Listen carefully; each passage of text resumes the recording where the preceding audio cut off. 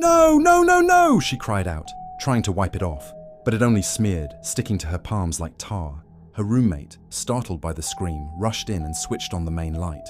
"Ratty, what's wrong?" she shouted, but when she saw her hands, she backed away in horror. "Oh my God, what happened to you?" Ratty could only sob, holding out her hands as if someone could fix what was happening. They rushed her to the hospital, but doctors were baffled. No injury, no allergic reaction, no infection. Nothing medical made sense. They gave her antibiotics, painkillers, and ordered tests. But by morning, the black rot had worsened, spreading to her wrists. Tiny white maggots had started crawling out of her nail beds. Ratty collapsed in tears. She told me everything later that day, about the beach, the transformation, the curse. I wanted to believe it was just trauma, maybe a psychological reaction to stress. But when I saw her hands and smelled the decay, I knew this was not of this world. I cried with her, I held her, but I could do nothing. She never returned to the salon after that. Days turned into weeks. Her hands worsened. Doctors recommended amputation, but she refused. She left Cape Town quietly, returning to Zimbabwe for spiritual healing.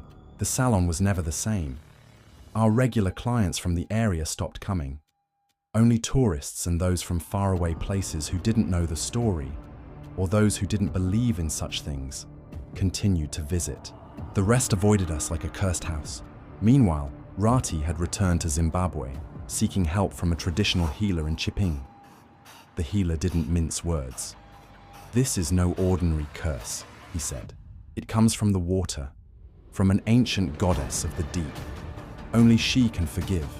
Only she can restore what has been lost." I received a call from the same healer a week later.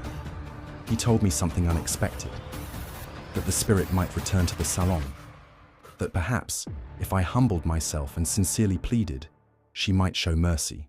I lived in fear after that, and then it happened. One quiet afternoon, the bell above the door jingled. I looked up, and there she was, dressed in pure white, flowing gown. Her presence sucked the air out of the room. Every client turned to look, then silently packed up and left. I was frozen, fear rising from my toes to my throat, but I forced myself to walk up to her.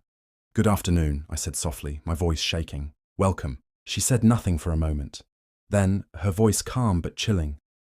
"I would like to have my hair done." My heart screamed no. Every instinct told me to run, but my mouth betrayed me. The words made my hands tremble. "Of course," I heard myself say. She sat. I barely touched her hair, barely parted it when she said, without turning her head, "Don't touch my eyes." The curse was still alive. This was my